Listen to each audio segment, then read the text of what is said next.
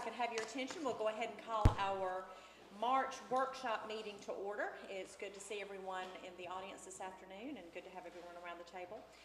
We are missing two of our councilmen will probably not be with us tonight. Councilman Polk is out of town, so I want you to, if you will, just keep his family in your prayers. He's in Louisiana helping his mother with some issues there, and I know that's difficult for him, and so we just need to keep them in our thoughts and prayers.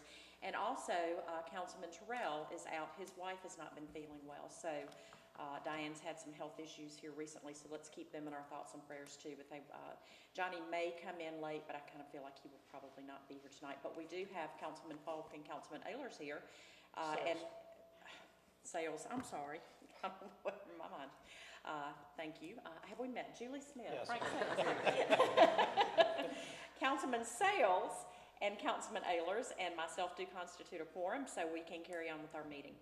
The first item on our agenda, and we do have written agendas here at the podium if anyone would like to grab one and follow along, but I'm going to call on Danny Wallace to come up and present some information. It's a public hearing. We have two public hearings, one which will be postponed or just canceled. How are we doing this second? We're going to cancel that, okay. That public hearing. So just the one tonight. And possibly reset it. Okay. Okay. Mayor and Council and the public, this is application PP 190003. It is a request by the City of Tifton for a text amendment to the Appendix A of the City of Tifton Code of Ordinances related to street design standards and specifications, particularly 5.3 in the table regarding the minimum right-of-way width, increasing right-of-way widths on local street, curb and gutter from 40 feet to 60 feet. I think I said that accurately. I thought John, would you like to explain to the council what this is about in the public? A little background. EPD, when they were reviewing our water plans for some of the other work we've been doing, had one project where the developer couldn't get separation between the water line and the other utilities. They were required to have 10-foot separation.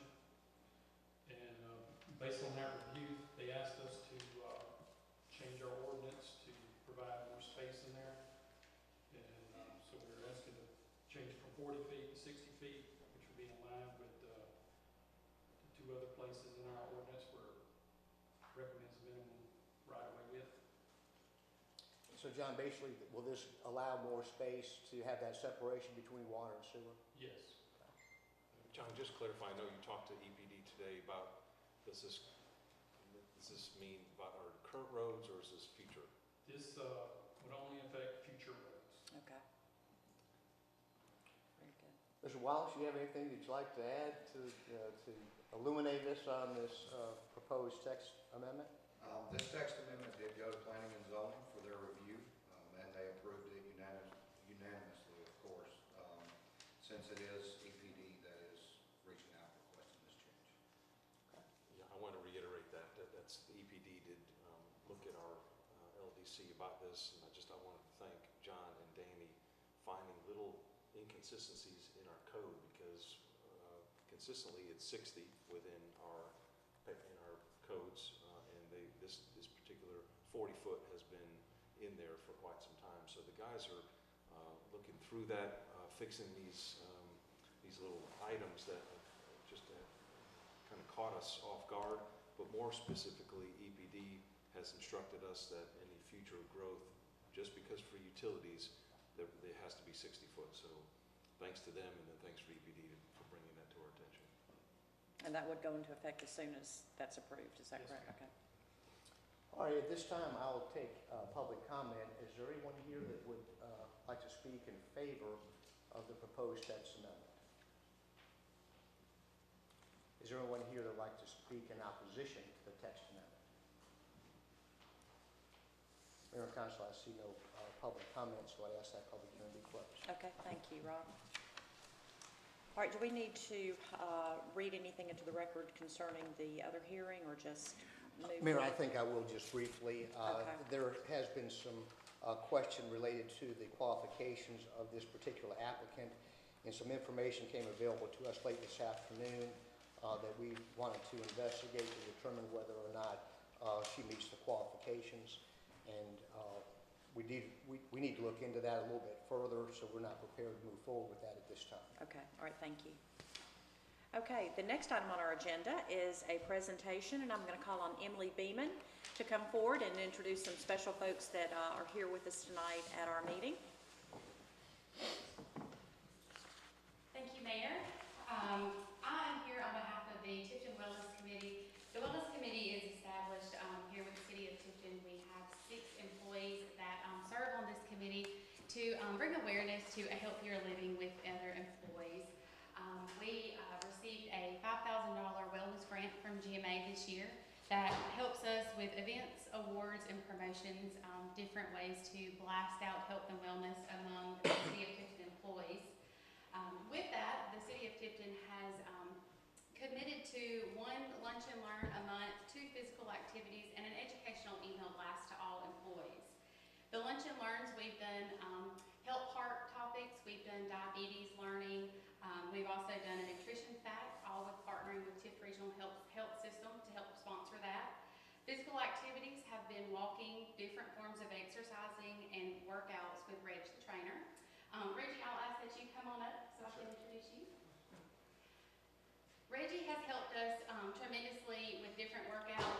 After our last workout, I couldn't walk right for about a week later. But I do recommend his workouts. They were great. We did something a little different with this workout. We opened it up for friends and family, for a friends and family event.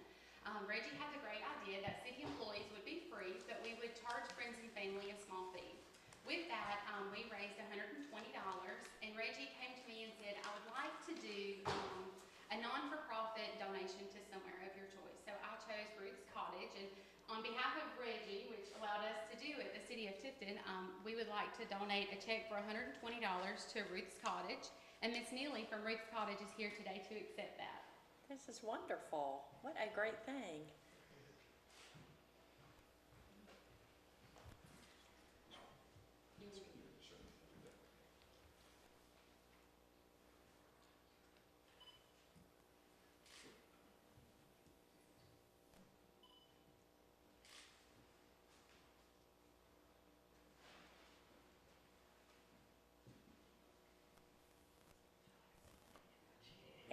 And if anyone doesn't know, the reason that Fran Kinchin is smiling so broadly is because Reggie's her baby boy. We're so proud of you. What a generous thing to do, and thank you so much. Thank you for taking care of our employees and helping them to become, I think, better in their personal lives and their professional lives through wellness and through quality fitness and programming, and Emily, you're doing such a great job, and the Wellness Committee is all doing such a good job. So that, and thank you for being so generous with one of the organizations that I know is near and dear to our heart, especially Councilman Ehlers, who serves on the board and has been very involved. And so if you'd like to mention anything about Ruth, for you to share anything that you'd like to share with us. Well, we just really want to thank you, Reggie, and thank you, Miss Emily. I know that you were a little bit behind this, and we do appreciate all that the City of Tifton does for us. Miss Nancy Bryant, our director, apologizes for not being here. She has been under the weather for over a week, and so we just really want to keep her in and get her well. We told her we got this in the short term. We need her back in the long term, but we do appreciate Tifton and the people of Tift County and the people of Tifton for all of their support.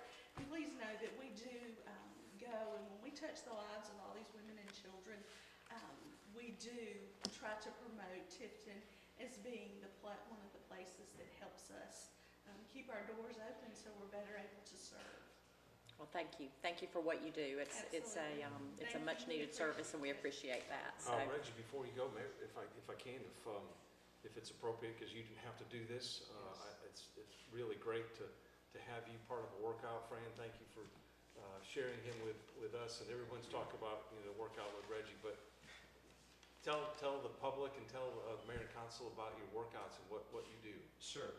First thing I want to say, everything I am, I want to owe that to my mother and my father for raising me and giving me such a need to want to give and help in the community. I just love really giving back to my community, and I want to thank you all for the opportunity, Emily as well. I just love people and fitness, and I feel like when you marry both of those together, It's a beautiful thing. And anytime I can use my platform to be able to give, that's what I'm 100% about. So I'm honored and thank you so much. Good. Thank you. Thank you, Reggie. That's good job. Reggie, we do have a token of appreciation on behalf of the Wellness Committee and the City of Tifton. So, and I would also like to share that the fire department has implemented wellness, and they have lost a total of 328 pounds since we started doing wellness.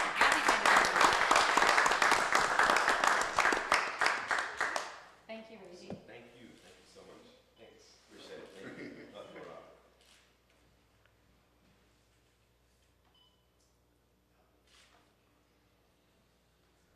I'm probably close my eyes. I have a rope along with that. Thank you. Oh, thank you so much. Another example of good partnerships with good folks in this community doing great things for other people. So thank you very much for that. All right, where is Scotty? Back there in the back, I see him now. Scotty, if you'll come up and share with us the project list for the 2019 LMIG Safety Grant. Good evening, Mayor and Council. You should have in your packet a recommended list of streets, and that is actually step one. Those streets have to be approved in advance of the application process. Okay. So the City of Tifton is allocated $44,400 of GDOT funding towards the striping of these streets. The estimate for these streets comes in at $60,697.24. So that'll leave the city responsible for $16,297.24. But at this time, we're just taking into consideration the streets to be submitted in the application process. Thank you, Scotty. Mayor and Council, if you remember last year, LMIG, which we use a lot for the paving, GDOT has come out with a pot of money for safety enhancements. We did apply last year. We did a lot of good striping. That was the first round that we really did in the city, which helped with visibility and not just paving, but brighten up the intersections, which was really, really good. So Scotty has applied again this year because the grant just came back out. So this is what this is, and if we could get $44,000 worth of striping in the city of Tifton, we'll really be doing some good work. So I think it's for motorists, for nighttime, I hear it all the time, probably just like you, that we need to brighten up the stripes and sidelines of the road. So this is where this is coming from, and Scotty and his team came up with probably the areas that need it the most, which is for your review. Okay. Any questions, comments, gentlemen? We've got those in our packet, that list of streets. Looks like they're pretty well scattered all over town, so. They are. We did a couple of things to make sure that we dispersed that not only among the streets that needed attention, but among districts. Right. We actually overlaid on a map streets that are going to be paved this year, streets that were paved last year, and the last LMIG safety grant. So we overlaid all that on a map so we could see a comprehensive view of it to really get a good representation across the city. Right, okay. Okay. After this is approved, when do you expect this to start? Well, we have to go through the application process, and then we'll have to put it out for bid. So Yeah. we're a couple months out yet. So we're talking probably beginning of the summer or something? I'd say midsummer, yes, sir. Midsummer? Okay. Okay. All right, good deal. Very good. All right, any other questions, comments about the LMIG money? Okay, thank you, Scotty. Okay, next I'm going to call on Mr. Bruce Green and Mr. Rob Wilmot to talk to us about activating the Urban Redevelopment Agency of the City of Tifton. So, Rob, do you want to kick things Mayor, off? I'll kick this off, Okay. and then I'll ask Bruce to chime in. Mayor and Council, as we have discussed, we are seeking to activate a urban redevelopment agency. Basically, the law creates an urban redevelopment agency for every municipality, but in order for you to have an urban redevelopment agency, you have to activate it.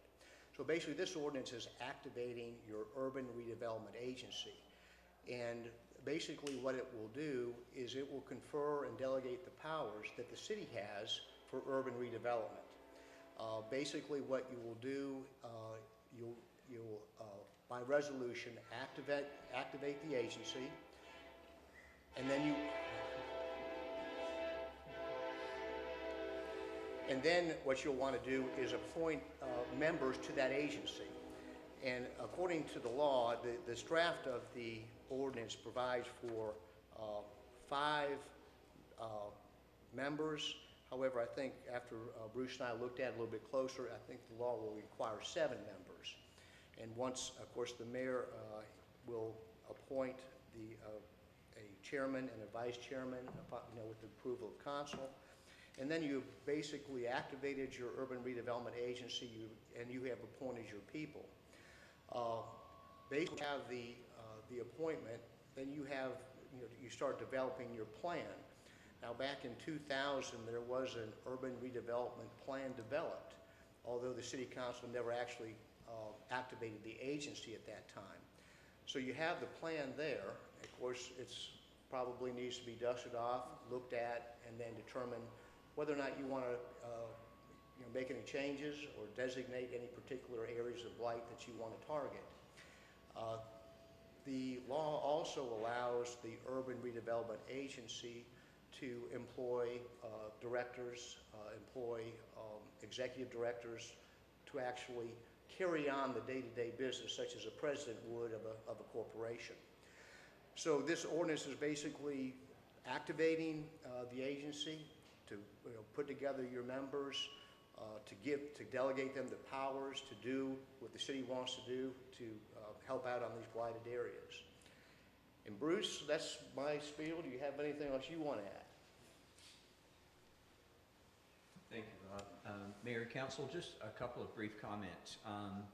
I happen to be the person that did the 2000 Urban Redevelopment Plan, so it's still in my memory a little bit. But just so you understand, the geographic area is much larger than downtown. Downtown was only literally a fifth of the geographic area of the entire, what we would call the URA, or the Urban Redevelopment Area. It stretches from 12th back over to Tift and Prince. It goes all the way down to 13th, 17th, and back up on the far side of Ridge. It's quite an extensive area. It's pretty much the core of this city. The old core as well as the commercial core and the business core. And as Rob pointed out, the plan was originally done, and this plan is still applicable.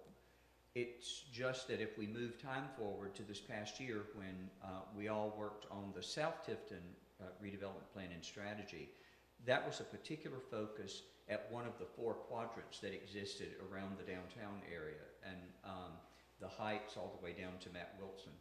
So what I would suggest, as I did in the South Tifton redevelopment plan, is to create this agency, because they become just like your DDA, but in a much larger, they serve a much larger geographic area. And in consideration of appointments, if you will consider that some of the most difficult challenges that the city faces is in this urban redevelopment area, and I would encourage that those people have the either professional background, the skill set, or the will to serve, because it's going to be a challenge to address some of these things. But I will share with you very briefly that in the South Tifton plan, we critically saw the difference between what the tax base looks like in areas that have not had reinvestment, have not had redevelopment, and in areas that have. And it was quite substantial just in one street alone. So the quantifying return will definitely be in the tax base. And as the mayor, it doesn't happen overnight, but it takes that structure, that agency or that authority, and someone as a manager or an administrator who works at it every day to go out and find the developers, find the money, find the grants, put it all together, and make these challenges turn into opportunities. Thanks, Bruce. Thank you. That's it. Okay. Again, I think one of the things that Bruce alluded to was the idea of the membership, of this, of the agency. And I think Bruce hit the nail on the head. Picking the right people with the right qualifications is essential. And so in order for us to kind of move forward, I think, we're going to need to decide who do we want. And so I think it'd be a good idea for individual members of council to kind of be thinking about that. Maybe y'all can decide about how you want to decide who you want to put on this agency. And once we've decided about who we want, then we can go ahead and, nominate them, put them in the ordinance, and we'll be ready to go. All right. What I'd like to do is just challenge everyone, if you could maybe come up with a list of maybe 4 or 5 people that you feel would be well-served on this organization. It's a significant challenge, starting from scratch. I had the opportunity to serve on the committee that put together that urban redevelopment plan 20 years ago. I must have been 12, I'm sure. But anyway, the challenge is great, but the potential is even greater. And I look at what, you try to, it's so similar to downtown redevelopment, and you stop and think, what would Tifton look like today had we not had those people and that framework in place to start the downtown redevelopment projects in Tifton in the early 1980s? This would have been a parking lot, because you remember there were people who wanted to tear this building down and go build a city hall somewhere else, which would have been just terrible. And then you look at, to have someone or have a board that is willing to roll up their sleeves, get to work, accept the challenge, and dream big. And then, I think it's important that we get, like Bruce said, the right people who have the right skill set to carry this forward and get this momentum started. And this neighborhood, this area did not deteriorate overnight, and it will not be resurrected overnight. We're in this for the long haul. So I think the folks that we put on this board for, as these initial, to start initially this urban redevelopment agency, it's going to be very important that we get a good group of people who are talented and committed and can see the overall vision. So if y'all are okay with each of us, just come up with maybe 4, 5, or 6 names that you feel would be good participants. And this board, as with our other boards, in this particular case, they do need to be residents of the city of Tifton. So just be thinking about that, and people are qualified in finance and real estate development and design, architecture, just seeing the big picture of what's the best for Tifton. So Now, can council members serve on this board also? I Such as don't have a like they did the problem with DDA or not? I don't have a problem with that. I believe that's think it's- true. Yeah. Uh-huh. So Should they, or is it? Well, that's, We pick 5 and we choose 2 from the city council. I think that's open for discussion. Okay. Yeah. I mean, basically, the city has all the powers of the urban redevelopment law. So you all possess those powers now.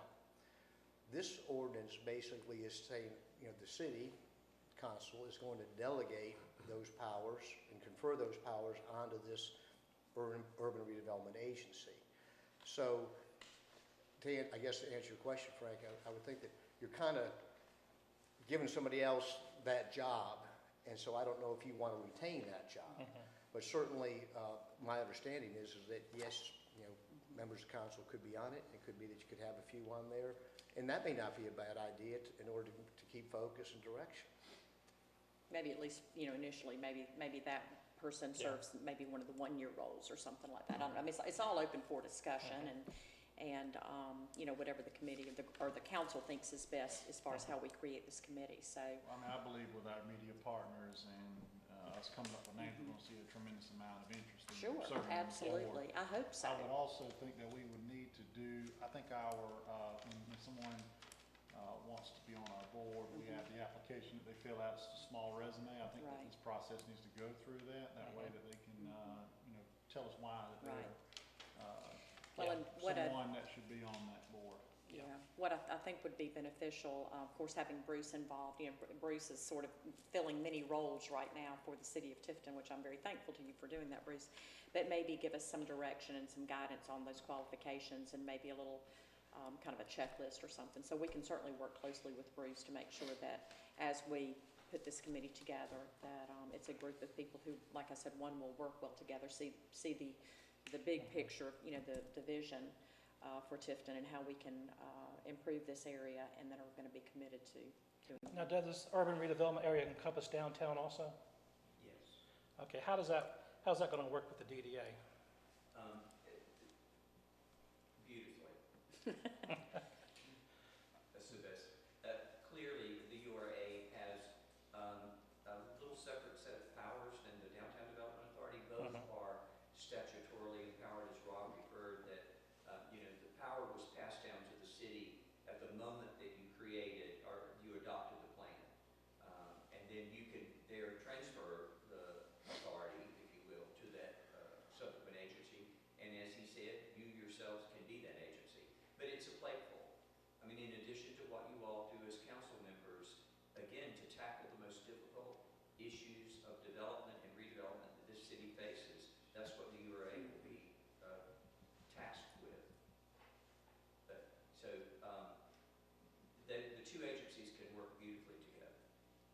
And those meetings, you know, once the organization, once the authority is in place, those would be public meetings that any of us could attend and certainly be involved in and that kind of thing. You know, as far as guidance and direction or suggestions, and but I personally do not want to serve on this committee. I think there are people who are far more skilled and talented to fulfill that role than myself, but I certainly have no issue with anybody that sits at this table who'd be interested in being involved in it at any capacity. So just sort of be thinking about it. We certainly won't be making any decisions this evening as far as specific people and all, but read through the resolution, has everyone seen the report that Bruce created for us all those years ago? Okay, I want to make sure everyone had a copy of that. Go back and kind of read through that again and just be thinking about, you know, who would best fill this role for us. And we can talk further, and if you have any questions, we could interview whatever process we want to assign to this. We could certainly do that. And I apologize, I haven't read completely through it in detail. Does this committee, do they have the ability to borrow money? Yeah. You do? Without the consent of city council? Without? Without the city. It's much like an authority. Yeah, it basically is an authority, and that's, you know, and when Bruce made the reference that it's not that different than a downtown development authority, it's not. They also have the ability to borrow money, to buy and sell real estate, to engage with developers and that type of thing. And so this committee for authority would also have those same powers. We just gotta be mindful of. That's why we wanna get the right this is a huge folks. project, we can't do it overnight. No. It's easy sometimes to feel like, oh, well, we can go out and borrow the money, get everything done in one time, and then over the course of the history, fix it. You know, Well, I fix mean, that. there are parameters under which they will operate. They can't just go out and borrow $1 million and have a party or something, so. Well, I yeah. know that, but I'm just saying, you know, Okay, gotta have some financial oversight on all of our committees. yeah, Definitely put some oversight. okay. Any other questions, comments? Any other questions of Bruce or Rob concerning the creation of the agency? Okay. The next item on our agenda is a resolution for the Community Development Block Grant application for the Matt Wilson Neighborhood YMCA and Youth Development Center. Pete, you're going to talk to us about that? Yeah, okay. This is for your consideration, again, one more step in the overall process as we inch closer to April 1st, which is the deadline. I will tell you, I went to the Board of Ed work session last week and presented the grant and talked to them about the partnership with the property that's right across the street from Matt Wilson School. We had good dialogue, and the Board of Ed is 100% supportive of this. So they'll be drafting a letter of commitment contingent on the CDBG grant for us. And again, this is the map that we talked about with the building and how it would face Caps Point as we know it, along with some parking. So that'll be the project in itself. And I hope to share that with you here the next meeting. So as we get ready for the full application, everyone completely understand what we're doing. But this is the resolution that allows us to take the next step, obviously, officially. Okay. And we've had several people, you know, at one of our recent meetings, we talked about when Kim was here from the Regional Commission at last meeting. She talked about different people in the community writing letters of support for this grant. And we've already received contact from the folks at the Tiffin County Public Library. They'd like to write a letter of support. Several realtors saying this is such a great thing to be able to, you know, provide home ownership and opportunities and that type of thing in this neighborhood. The Rural Studies Program. So several people have reached out and said that they do want to provide letters of support because they see the importance of the resurrection of this neighborhood, but this being a key first step in addition to, you know, our urban redevelopment agency. That's another thing, but it just gets that momentum started. So that's really good that we've gotten that feedback from those folks. And Kim will be working close with the letters, and Jessica and I are scheduled to talk with her to kind of go through the checklist items, what's still remaining, but there'll be a lot of supporters and some letters to follow too. So I have the list, and we'll get those out here real soon. But that's what the resolution is. Okay, excellent. All right, any other questions concerning that project, CDBG project? Okay. I'm excited about that one. Item number 7 is an update on the E.B. Hamilton Road project. Pete, you want to Okay, bring yes, us up to speed? yeah, thank you. I put a copy of a letter from Jim Carter in your packets on E.B. Hamilton Road. And if you remember, a couple of years ago, there was discussion and the city of Tifton committed to share in those costs. We did get over $2 million in grant monies to do that. So the project is kicked off finally, and this is the first invoice. Again, I went back into in my records and my dialogue with him 2 years ago. So we have approximately $276,000 that we're committed to provide to the E.B. Hamilton project. So this invoice is 142, so we're halfway there. So I wanted to share that with you. Keep you updated. This will be funded via our SPOS or LMIG for the next round. So we'll decipher that here as we go into next year. Okay. All right. Any questions, comments on that joint project with the county? Okay, thank you. All right, you want to go ahead and fill us in on House Bill 302? Okay, in your packet, there is a 302 bill, House Bill 302 description.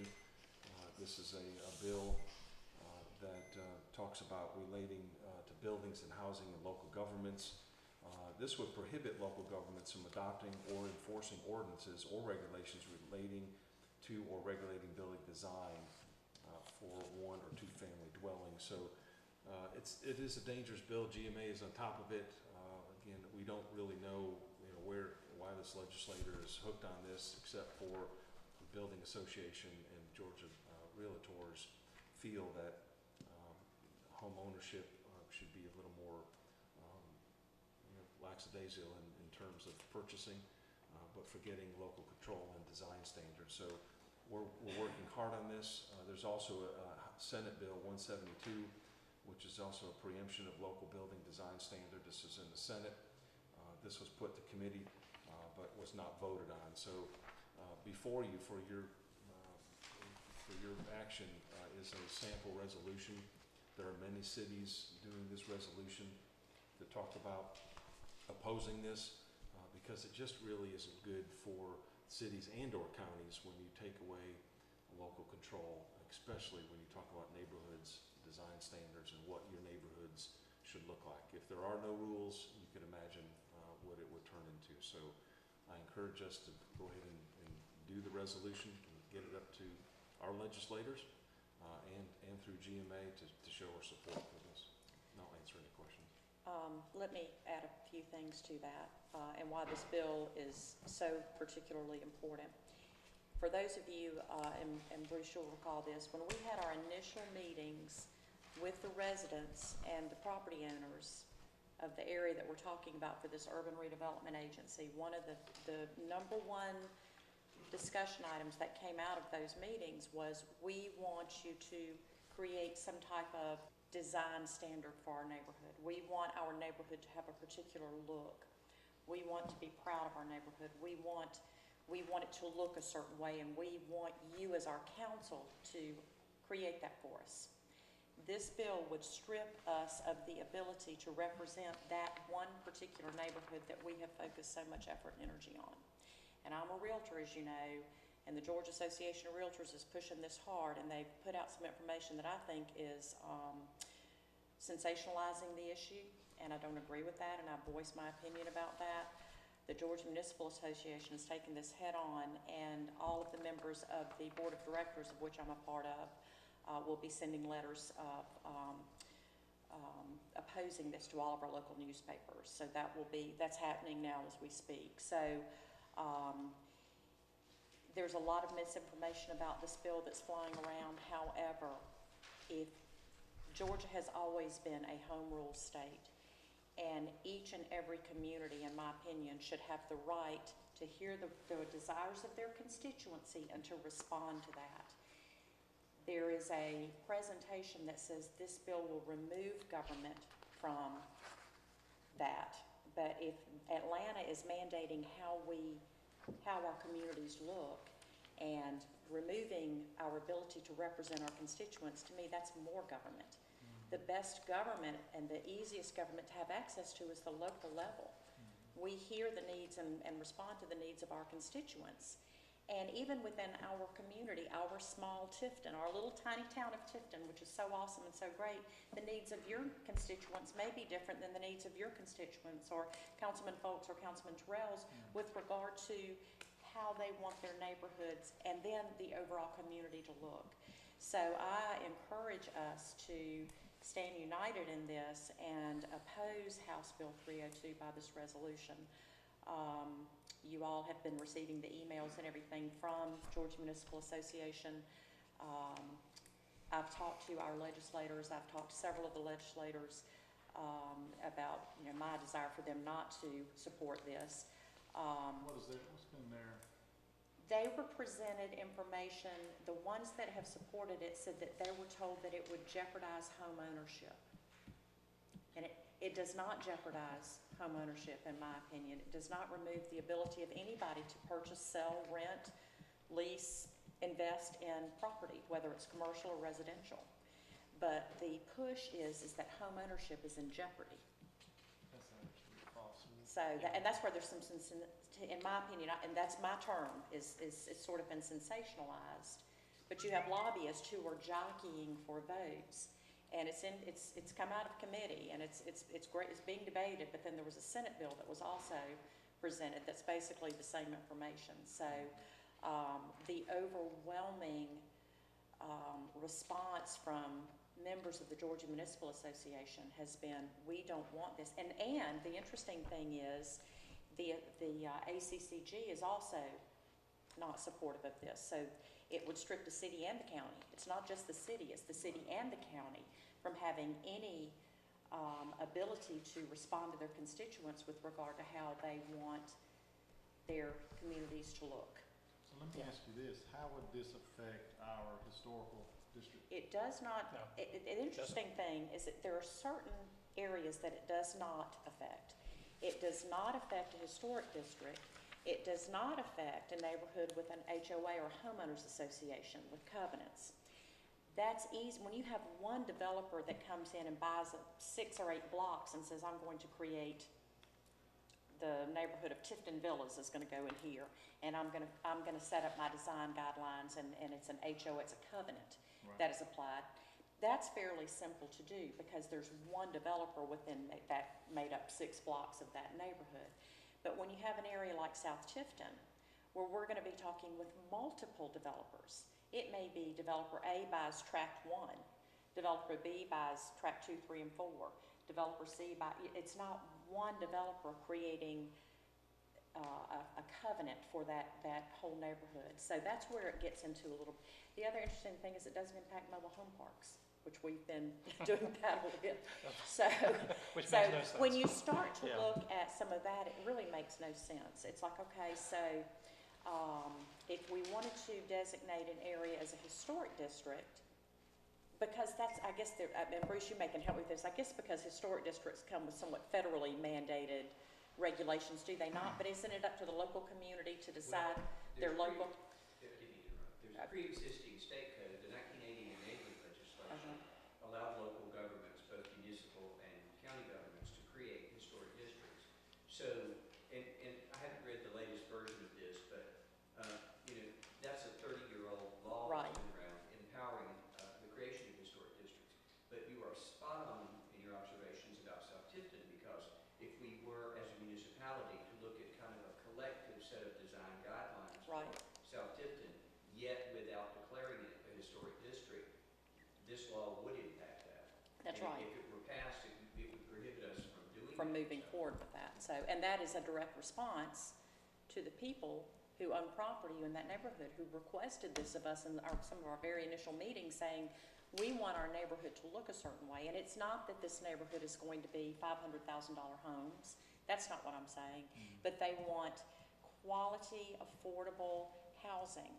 And for us to be able to say, okay, Mr. Developer, come in and provide quality, affordable housing, but it needs to look the way this neighborhood has told us they want it to look, it would strip us of that ability, and only the developer would be able to decide how those And neighborhoods this would would look. only,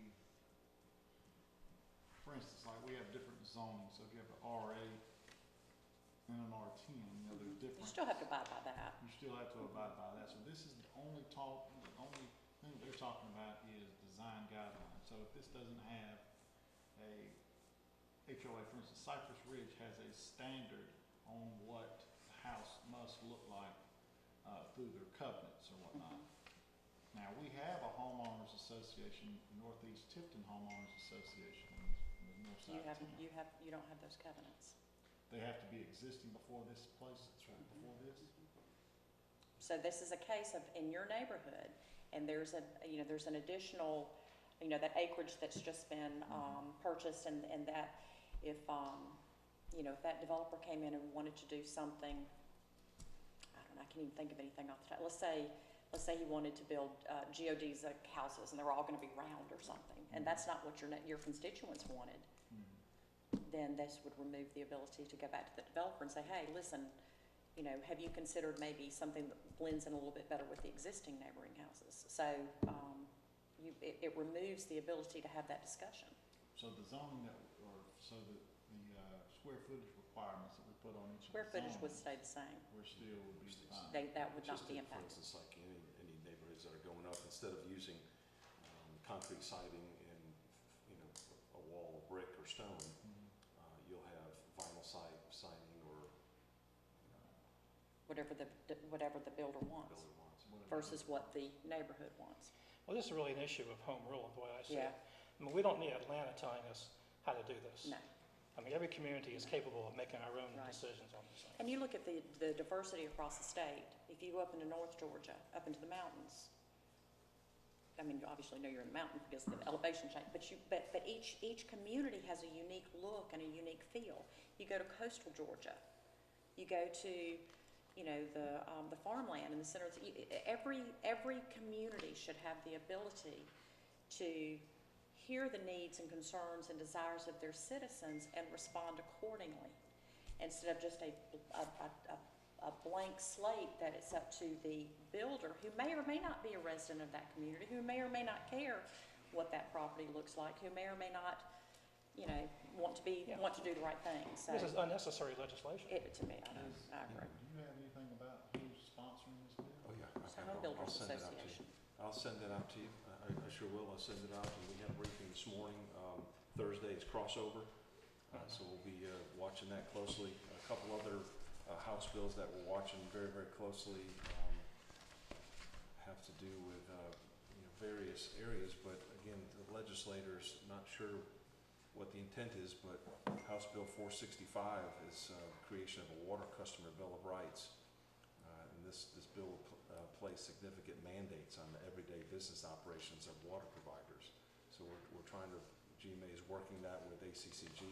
There's also a legislator who wants local governments to be prohibited from putting sanitation on the utility bill as a billing device, which really causes complications. So again, we're watching all this legislation closely. At the end of this week, I'll certainly have an update for you, but home rule is certainly being jeopardized at this particular point.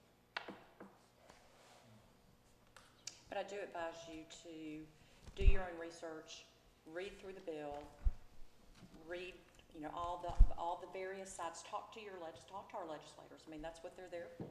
I've, like I said, had the opportunity to speak with all of them, and the other thing that I've asked them to all do is, and I've used the Matt Wilson neighborhood specifically, just the timing is so ironic to me, but I've asked all of them, I said, as soon as session is over, I know you're really busy until then, but as soon as session is over, please use this opportunity to come to Tifton and let us show you what we're planning to do for this neighborhood in response to the request of the citizens of this area. Absolutely. So they have all agreed to that. That's also, in talking with, I'm hoping I can take a dark cloud and pull a silver lining out of it, but in talking to the Georgia Association of Realtors lobbyists and the people that are on their legislative policy team, and we've sort of agreed to disagree, but one of the things that they did say is they want to come and see this area because there could be some grant money that could come out of, if we're promoting home ownership, which we are, and affordable housing, which we are, we may can get some grant money through those organizations, the National and the Georgia Association of Realtors. So I'm hoping there's some silver linings. The interesting thing is it's created some good discussion and debate about home rule. And I think that that's not a bad thing to happen. So it's just going to be interesting to see how this sort of shakes out with regard to the final vote. All right, is everybody okay with the resolution? Yeah. Thank you. Okay. All right. And do you want to talk quickly about the brunch bill? Well, the brunch bill, again, we're talking through that. I'll have some updates later on in the year about this with, again, legislation that goes hand in hand, but nothing for today as things continue to change, and I'll have more information as the session goes on. Okay, thank you. Any other questions or anything about any of the bills or anything? Okay.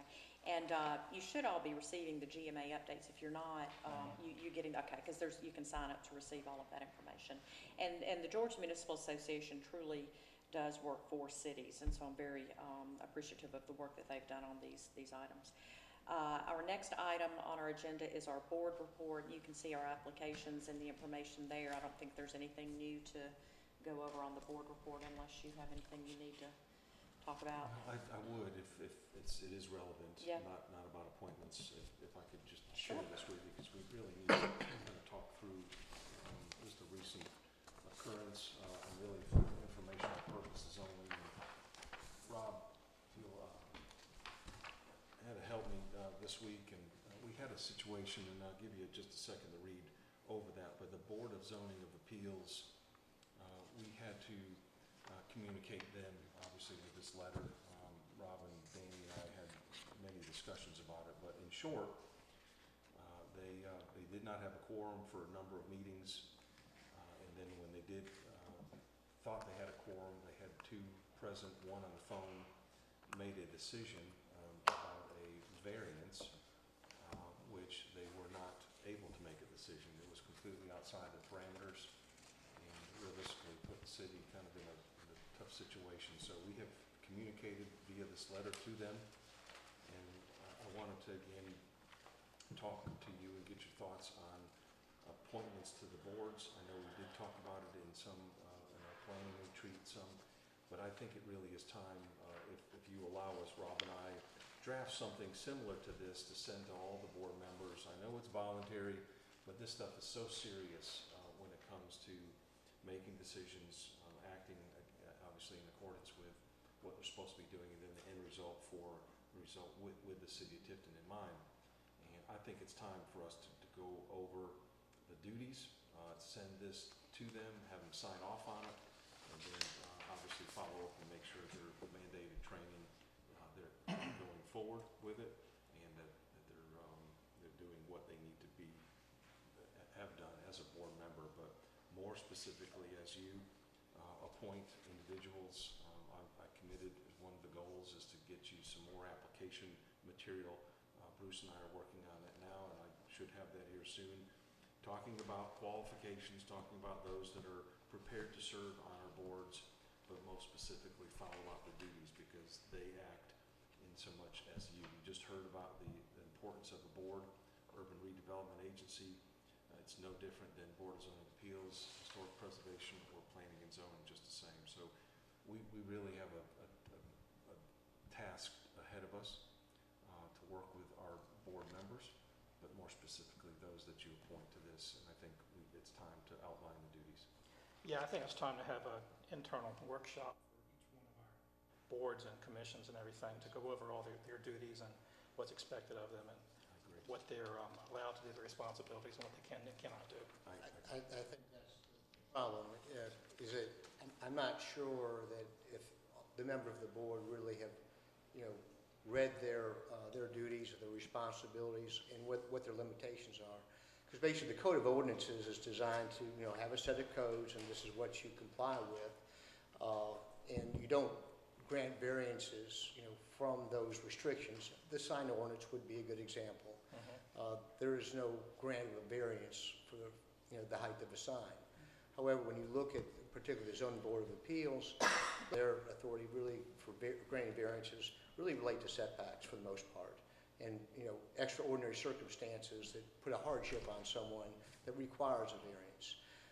But I do believe that maybe a lot of this could be because they really haven't been informed exactly what they can and can't do, as you said, Frank. And I would be more than happy to, participate in any, meetings with them and just kind of go over, what the ordinances say and go over their procedures and make sure that we're all hitting on cylinders. But I will reiterate what Pete just said, that these boards serve a very important role, for the city, and they do a lot for us. And, the letter that I wrote, I did want to, express council's appreciation for their service. And they take the time for no pay to do this work. And so we do appreciate that. I do appreciate that. But I do think that it's a good idea to kind of make sure everybody's on the same page and know what the responsibilities are and duties. Unfortunately, when I was looking back on the Zoning Board of Appeals, some of our boards require some education and training, and I didn't see that requirement as to the Zoning Board of Appeals. And I think that everybody needs to have some type of training when they sit on these boards, so they know what the rules are and have some parameters to work from. So anyway, I'm all on board with trying to get the boards focused and educated and moving forward with it. Yeah, I think you're right. I think education is the issue. I think they're doing the best of their ability, but they're not really sure sometimes I think that's it. what they should be doing. Yeah. Well, I'm going to move this up to the top. I feel strongly about this with this last situation, so we're going to get on it. We're going to get on it. All right, thank you. All right, any other questions, comments concerning that? Okay. Pete, you want to go on into the city manager report? Yeah, thank you, Mayor. Just to have a number of follow-up items, but first, service delivery deadline. I do want to reiterate that it's June 30th, 2019, and if you remember, we extended that because of our discussions. I know Rob has had some communication with the county attorney. I've had a few conversations with the county manager already about this particular topic, and again, I've sent some notes via email last week saying I'm ready to get together. Let's talk through the issues. Let's decide where we are so we can present it to both the boards. But I'm not getting much traction, and here we are, almost middle of March again, and we're up against the wall again. You talk about Matt Wilson, you talk about the CDBG, you talk about other grants. We will not qualify for anything, and I think that's a disservice to our community.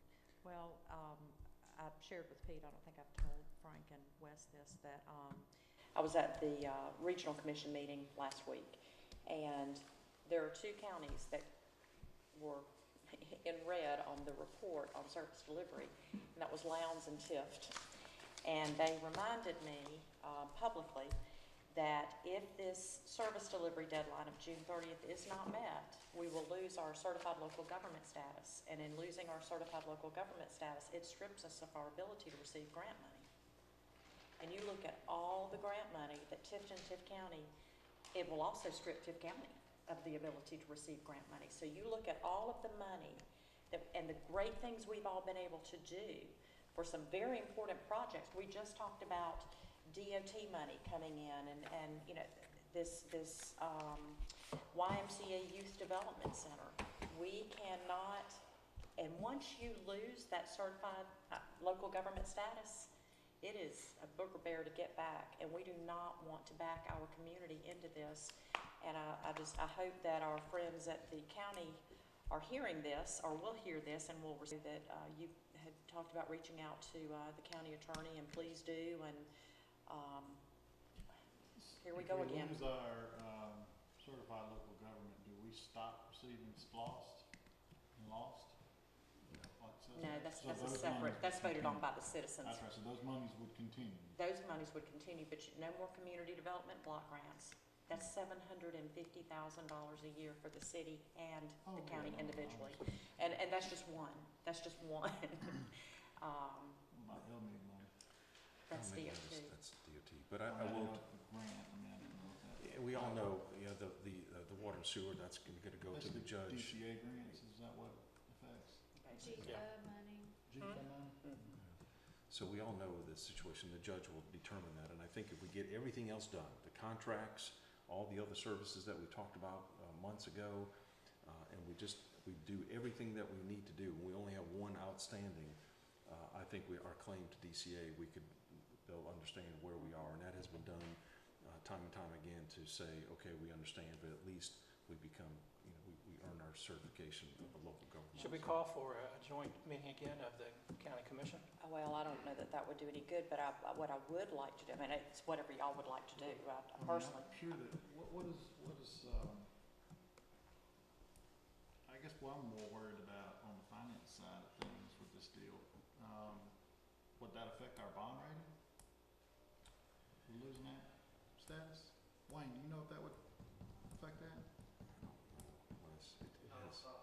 Just because, I know that they look at all aspects. I guess it could, Yeah. potentially. It certainly is a black mark Yeah. on Tifton to lose that. Absolutely, that's what I mean. But what I This was is gonna- not- this is something I that mean, we- if it's the desire of the council to request a joint meeting, that's fine, but what I was gonna suggest is, I certainly will be glad to call Chairman Thompson, and Oh, yeah, if each of you could commit to calling some of the other commission members and just remind them of how important this is. Let's do that first and see if we Yeah. can make any headway, but if And, not, we may have to Yeah. ask for a joint meeting and try to get this So, done. and, throw that out and see if they would like to have a joint meeting. I'm all for and in favor of having joint meetings. I think it's good for us as a commission and a council. I think it's good for our constituents.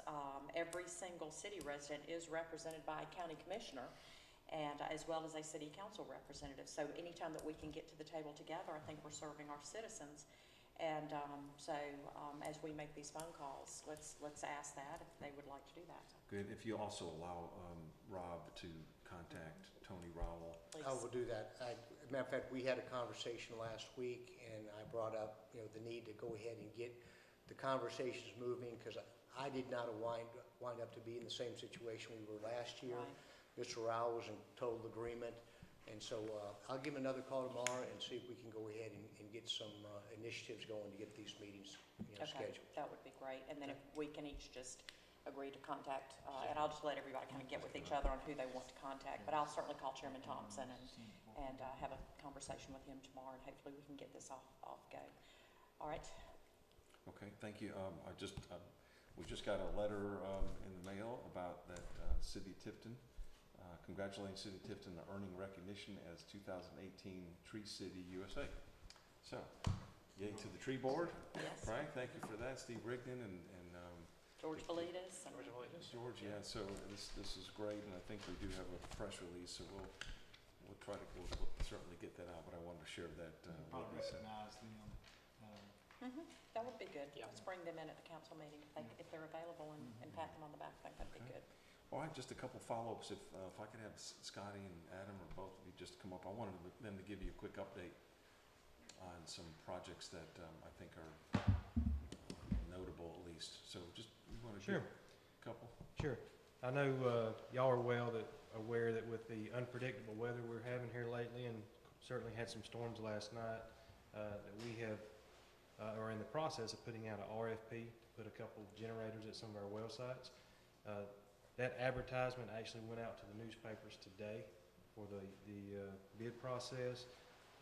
Bid openings are scheduled for April the 9th. Talked with Brandon today, that went on the event calendar. They'll be open here at City Hall. So certainly should see something here in the next couple months and be able to get 3 generators at 3 different well sites. So that'll go a long way as to being able to sustain us. Yeah, that'll put us in a good situation. If you remember last time, the hurricanes, that'll be a 4+. Our system we will not have any issues whatsoever. So is it overkill? Not in our eyes. Is it good business? Absolutely. So we have the $300-something thousand in the fund, and it's just smart spending given how many wells and what happened to the wells last time. So we won't have that issue. Certainly. And just to take that a step further, there may be some grant money available for some future generators, and that's called hazard mitigation. That's some FEMA funds. We have applied for those, and that will be for power generation at the wastewater plant, lift stations, and additional wells. Now, that may take years to unfold, but that's a 85% contribution from FEMA and 15% from the city, so good opportunity there as well. So that's all in process. You've seen that the sidewalk is at the Fullwood Park has begun. Some forms went up today, and they are set to possibly pour some concrete on Thursday. So hopefully now that Rhythm and Ribs is out of the way, we can really turn that contractor loose and see some work there. Adam? 26 and Ridge. We went by today, checked on the contractor doing some cammering and cleaning work on the area of 26th and Ridge where we've had some issues, I&I issues, inflow infiltration. He's doing that camera work on 10th Avenue right now. He's gonna that's the outfall of that basin. He's gonna go and take care of that first, and then he's gonna move into that basin. We've set up to do about 10,000 linear feet of cammering and cleaning, and this will help us to locate all of the areas that may be possible infiltration of stormwater into our sewer system that causes it to back up.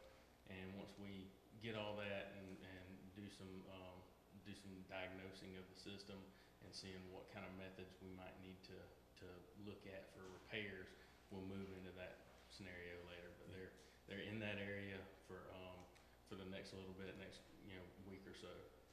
This is a great project. I'm going to share it with Jack. I can't wait tomorrow, but at 26th and Ridge, it's been for years and years and years. Every time it rains, and just imagine a big pipe where stormwater comes in along with the sewer. The pipe decreases in capacity, and all of a sudden it pops out of the sewer hole. So right there on Ridge, we've had that problem for years from what I learned from the residents, and no one could understand why. So what we're doing now, and I like to call it a sewer calf. And what this is, we're exploring everything from 5th Avenue all the way through on that top basin, 28th Ridge, to see what's happening in the pipes. And they have technology to do that. So if there's blockages, we'll know it. If there's blockages, they'll clean it out. And if there's other obstructions or issues, then we could at least pinpoint it, dig down, and fix the problem. So this is a healthy resolve to all the issues we've been having in this particular area of Tifton. So great work. This stuff is about $24,000 of work and camera work, but it's worth every penny in this particular basin that we're trying to figure out what in the world's going wrong. So good work, and I hope we have positive results to find something. So thank you. Thank you. All right, a couple of the follow-ups. March 8th, which is this Friday, the RFP does open for garbage collection. So obviously we'll be getting word out to that, but Ricky and I will be leading a committee on scoring, and I may ask the Solid Waste Committee if you'd like to be involved in that. You certainly can. Thanks to Karen and Wayne, the audit is now done, right? The audit is, audit is done, and Karen, are those tears in your eyes? Tears of joy? Yeah, so her and Wayne been doing some somersaults here, just talking about some issues that we've had come up. But I think we'll be ready to issue the letter next meeting. Is that correct? Okay, so that's a big accomplishment. So thank you for the work and hanging with it. ESG, and obviously I don't need to go into much, and everyone knows about the park readiness and the Rhythm and Ribs and what everyone did to get that ready. The park looked great. So again, hats off, and the mayor and I talked a little bit, and we'll probably get back to you and to all the workers that were out there on how we could show our appreciation. But just publicly, thank you for making that happen, and it was very, very well done again. So thank you very much. Also, with Rhythm and Ribs, Jonathan and Stephen, Stephen's in the back. Jonathan, Stephen, you never know they're around. They just work feverishly. You'll see them once in a while, but they actually streamed the bands live, which was cool. I mean, Yeah, I saw that a little bit, I think Friday night, and did a you good know, job of that. it's just little things like that they do behind the scenes. So Jonathan and Stephen, if I don't know if you're listening, but thank you for doing that, because how many people stream that thing? I don't know if you could tell how many hits you got, but We had about 30 or so at the peak at one point. Just all watching. At the same time. yeah. About 30 streaming, and we had another statistic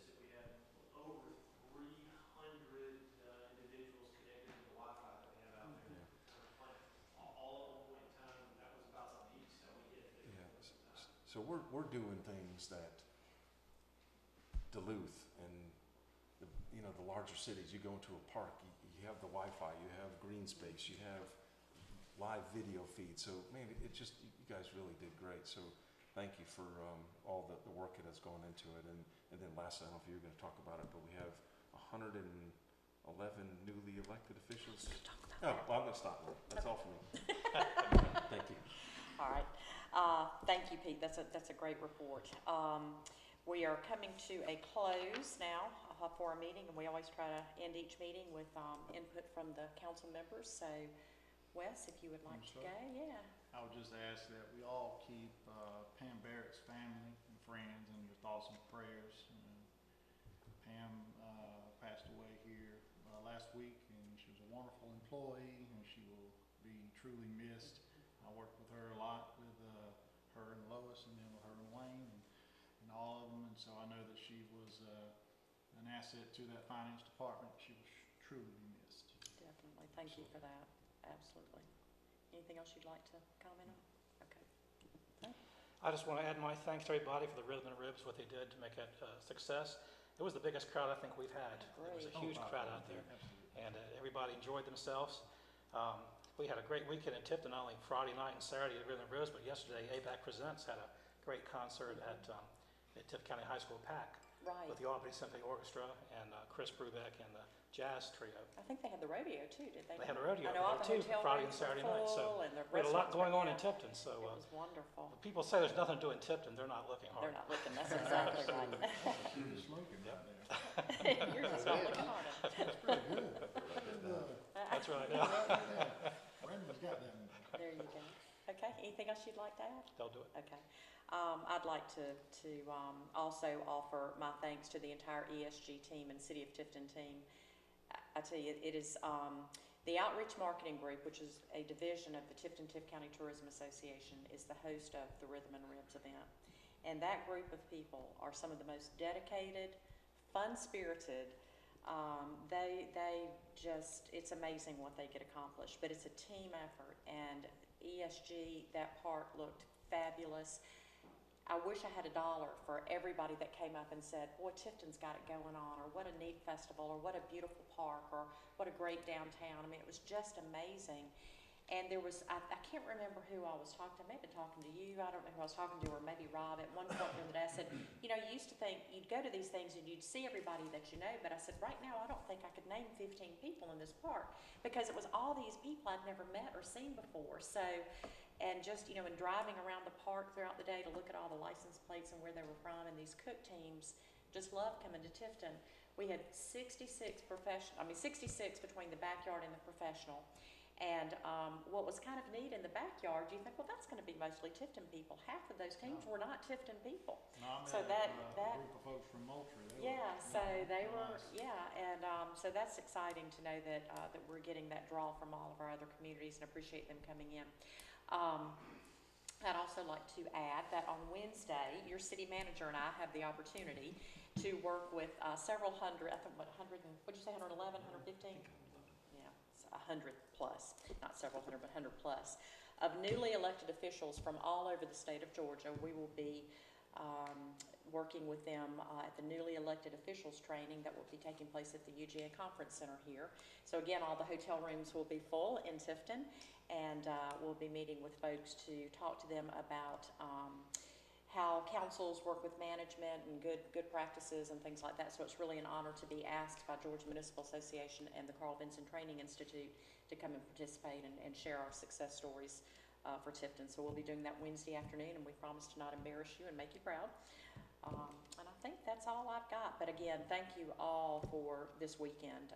Rhythm and Ribs was outstanding, and I put my condolences with yours, and I know with the rest of the city team for Pam and her family. We just, her passing was quite sudden, and certainly has had has really had an impact upon the city family. So again, keep their family in your prayers, as well as Jack and his situation with his mom, and Diane with her situation, and keep Johnny in your prayers too.